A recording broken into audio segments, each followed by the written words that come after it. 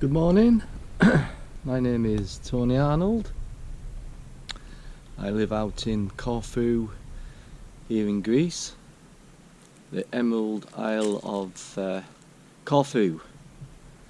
So we're going to go on a walk and talk. I'm going to introduce myself to you, and we're going to talk a little bit about spiritual enlightenment. There's plenty of animals around here today. There's two cats up there having the breakfast. It's Ringo Starr there on the right, and that's Arabia there on the left, and they're just having the food. I don't know if you can see them properly. Then we've got little puppies, Dinky down there, and there's you bits playing about. It's a lovely morning, and this is Leo the lion. Sit, Leo, sit. Come on, sit down. Good girl. That's a good girl, aren't you? That's a good girl. These dogs were homeless, and now they've been taken in. So we're going to walk up the track from my house, and going to talk a little bit about spiritual enlightenment. We're not going to go into the full depth of it because we need to give a preamble first. What a beautiful morning. It's about 9:30, 16th of September. Somebody's doing some strimming over there. So here we go. Just show you up here. Such a tranquil place. Slightly wet in the mornings on the ground now in September, but the weather is going to be super today as usual. Where's the little puppies? Dinky, Hubert, come on. Come on, Dinky. Come on. Come on. Hubert. Hubert, come on. Only about 2.5 months old, these pups. Came out of the bushes, out them reeds over there in fact, with the mother. There was a third one but it disappeared. That's another story. So here we go. These tracks are all over Corfu. I live in the north of the island.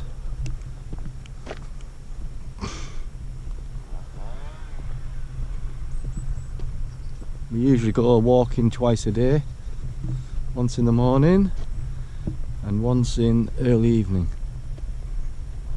Been clearing some land here.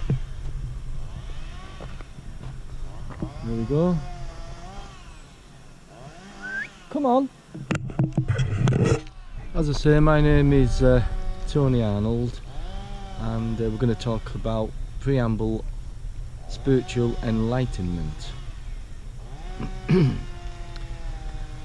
going to be doing walks and talks over here in Corfu and also in the UK, possibly in London, but the ideal goal is to establish a spiritual centre, a retreat here in Corfu, and I've got 1 or 2 properties lined up at the moment. Dogs are just running after something down there. Caught their eye on something. Come on. Come on. It's chasing something.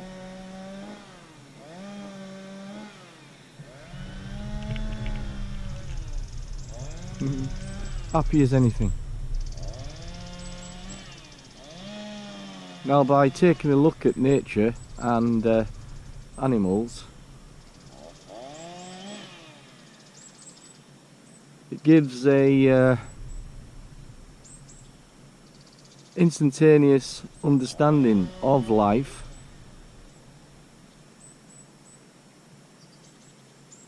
the answer to depth of what enlightenment actually is, if you look and listen and see. not just with the physical senses, but with all of your being.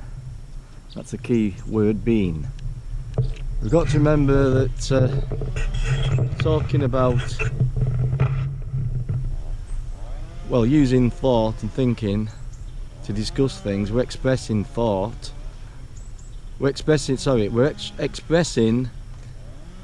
depending on how deep you've actually gone into spiritual enlightenment and the ending of suffering. You express yourself by using thought. The problem with today, when people try to understand spiritual enlightenment, is there's too much mental noise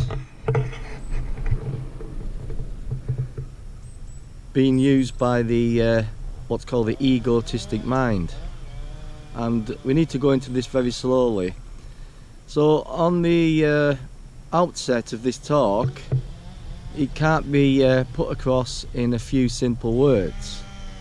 The truth of that on the other, it's a paradoxical statement, that the truth underlying that paradoxical statement is it is so simple to understand the truth and what enlightenment actually is, and being in the state of enlightenment, which is the end of suffering, psychological suffering.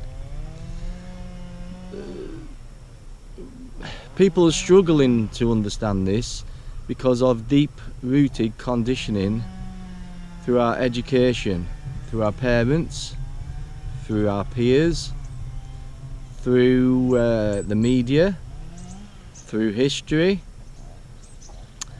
and even deeper than that, we have what's called the collective unconsciousness.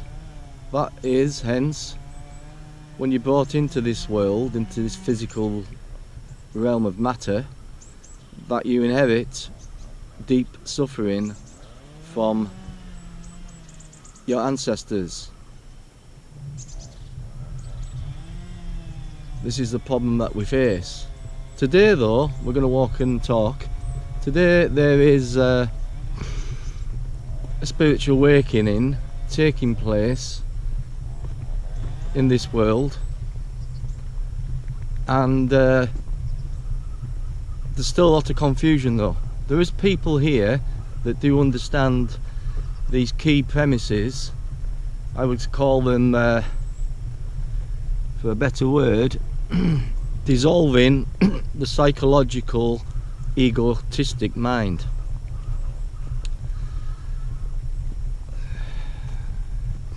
That brings us to what's called inquiring. You've got to inquire into yourself.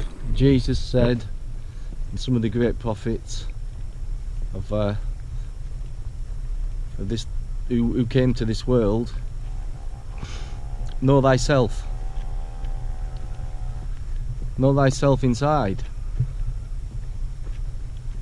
Once you know yourself inside, you see instantaneously, which is out of time, out of man-made psychological time.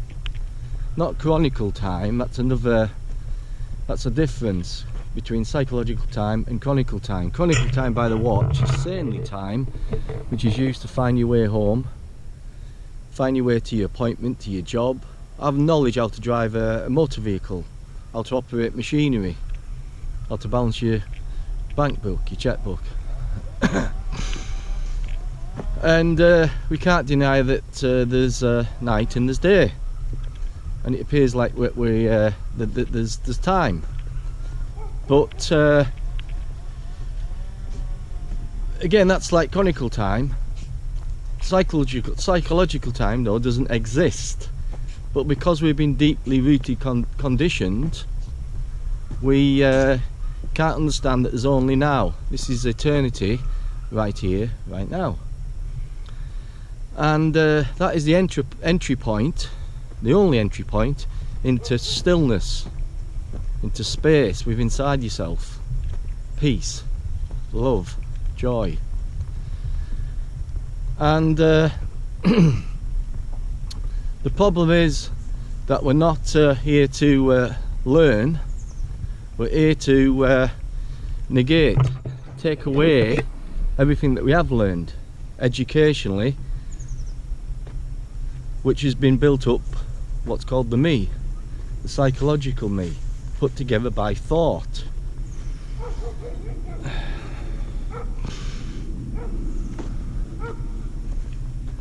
For anybody that's done some self-inquiring, you will resonate with these facts of what is. They are not born of time, this understanding. It's what is. It's an insight into the unmanifest, into the source. We could possibly use the word God. I don't like using the word God because it brings up too many belief systems and ideas what we think God actually is. What a beautiful day. The clouds, the sunlight coming through the trees. Absolutely stunning. We'll continue up on. We better call the dogs. Come on, come on. We're going to continue up the track. Some chickens here. Quite a few farms about. People in Greece live off the land a lot.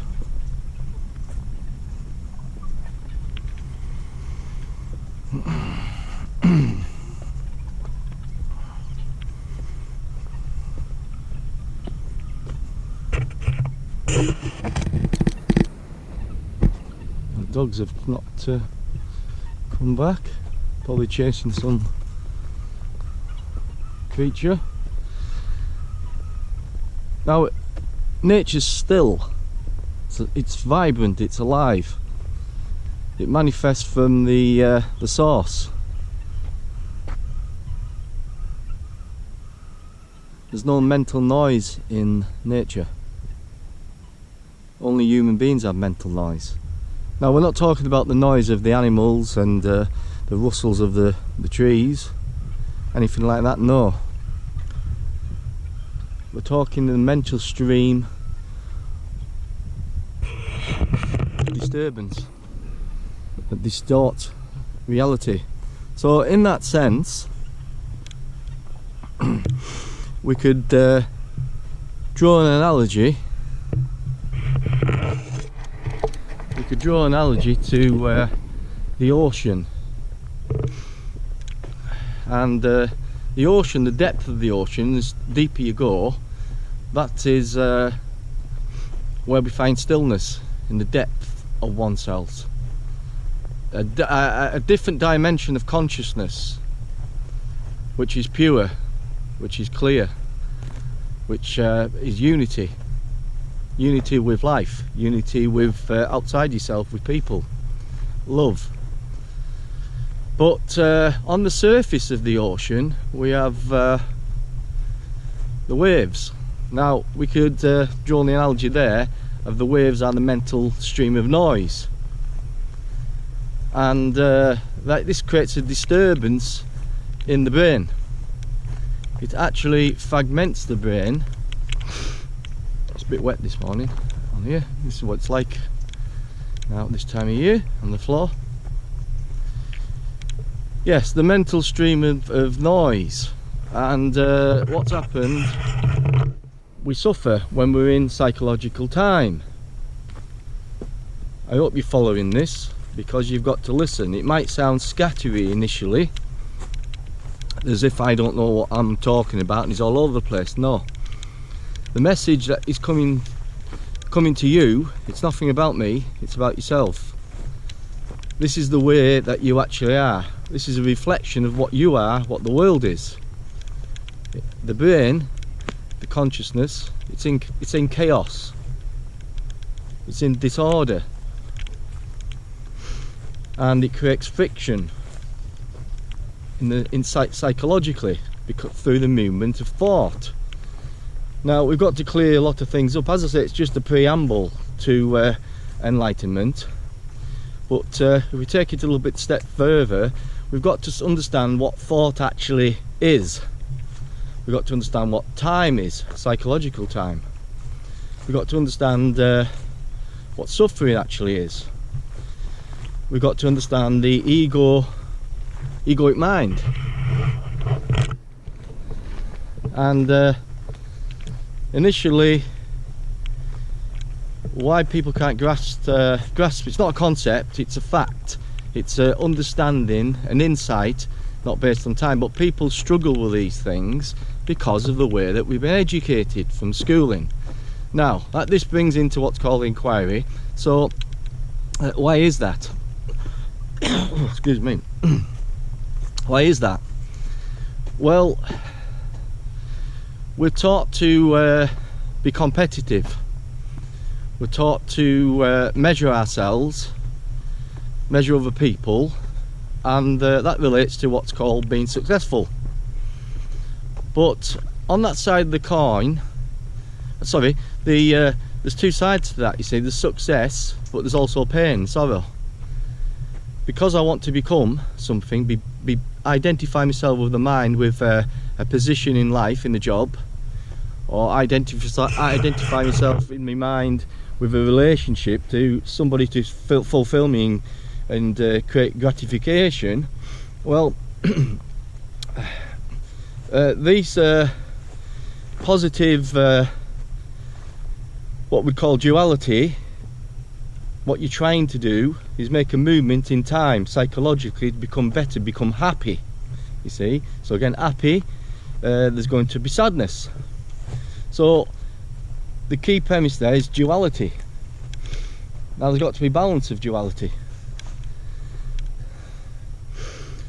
So we're taught, again, going back into the school, and it all fits together. Everything, if you've been listening, following along here, all fits together. I'm just trying to bring some light into you as I talk to you, because you're lost in the dark and you can't see. If you could see, consciousness is light, purity, and if you resonate in harmony, in unity, then you see the truth of what's being said instantaneously. But because we're covered over with this conditioning, with belief structures, with traditions, division with religions and people, division with your relationship, your intimate relationships, division with your colleagues at work, we're